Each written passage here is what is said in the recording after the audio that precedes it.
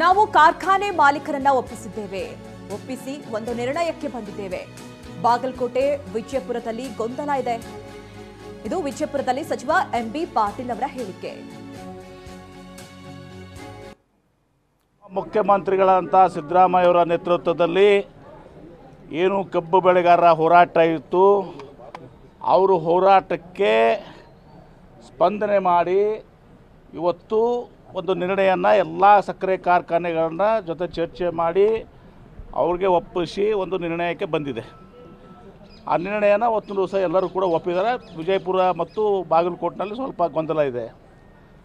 ಹೀಗಾಗಿ ಇವತ್ತು ಕೂಡ ಹೇಳ್ತೀನಿ, ನಾನು ನಿನ್ನೆ ಹೇಳಿದರೆ ಸ್ವಲ್ಪ ನಿಮ್ಗೆ ಅರ್ಥ ಆಗ್ತಿರಲಿಲ್ಲ, ಇವತ್ತು ಹೇಳ್ತೀನಿ, ಇದು ಕಬ್ಬು ಏನು ವಿಚಾರದಲ್ಲಿ ಎಲ್ಲವೂ ಕೇಂದ್ರ ಸರ್ಕಾರದ್ದು. ನಮ್ಮ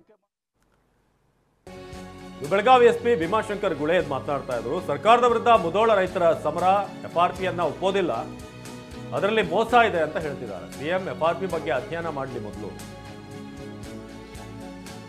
ರಿಕವರಿ 11.25ಕ್ಕೆ 3,300 ಘೋಷಣೆ ಮಾಡಿದ್ದಾರೆ.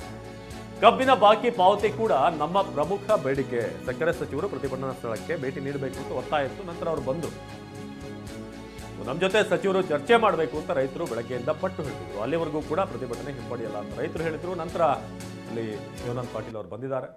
ಅಲ್ಲಿವರೆಗೂ ಕೂಡ ನಾವು ಯಾವುದೇ ಕಾರಣಕ್ಕೂ ಕಾಂಪ್ರಮೈಸ್ ಆಗುವಂತ ಪ್ರಶ್ನೆ ಇಲ್ಲ. ಅಂದ್ರೆ ಇದು ಮುಧೋಳದ ದೃಶ್ಯಗಳು. ಮುಧೋಳದಲ್ಲಿ ಈಗ ರೈತರು ಪ್ರತಿಭಟನೆಯನ್ನ ನಡೆಸ್ತಾ ಇದ್ದಾರೆ.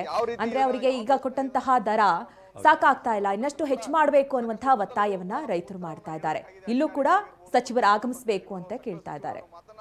ರೈತರು ಹೇಳಿದ್ದಾರೆ, ರೈತರನ್ನ ಟೆಂಟ್ ಹಾಕಿಕೊಂಡು ನಮ್ಮ ಪ್ರತಿಭಟನೆ ಏನಿದೆ ಅದು ನಿರಂತರವಾಗಿರುತ್ತೆ ಅನ್ನೋ ಮಾತನ್ನ ಹೇಳ್ತಾ ಇದ್ದಾರೆ. ಅದ್ರ ಜೊತೆಗೆ ಈ 3,300 ರೂಪಾಯಿ ಏನು ಬೆಲೆಯನ್ನು ಘೋಷಣೆ ಮಾಡಿದೆ, ಇದರ ಹಿನ್ನೆಲೆಯಲ್ಲೂ ಕೂಡ ಸಾಕಷ್ಟು ಗೊಂದಲವಿರುವಂತದ್ದು. ಅಂದ್ರೆ ರಿಕವರಿ ಆಧಾರದ ಮೇಲೆ ಯಾವ ರೀತಿ ಇದನ್ನ, ಯಾವ ಬೇಸ್ ಮೇಲೆ ಇದನ್ನ ಅನೌನ್ಸ್ ಮಾಡಿದ್ರು ಅನ್ನೋ ಒಂದು ವಿಚಾರಕ್ಕೆ ಸಂಬಂಧಪಟ್ಟಂತೆ ಕೂಡ ಸಾಕಷ್ಟು ಗೊಂದಲಗಳು ಕೂಡ ನಮಗೆ ಉತ್ತರವನ್ನ ನೀಡಬೇಕಾಗಿದೆ. ಅಧಿಕಾರಿಗಳಾಗಿರ್ಬೋದು ಮತ್ತೆ ಜನಪ್ರತಿನಿಧಿಗಳು, ಸಕ್ಕರೆ ಸಚಿವರು ಅನ್ನೋ ಮಾತನ್ನ ರೈತರು ಹೇಳಿದ್ದಾರೆ. ರೈತರನ್ನ ಟೆಂಟ್ ಹಾಕಿಕೊಂಡು ನಮ್ಮ ಪ್ರತಿಭಟನೆ ಏನಿದೆ ಅದು ನಿರಂತರವಾಗಿರುತ್ತೆ ಅನ್ನೋ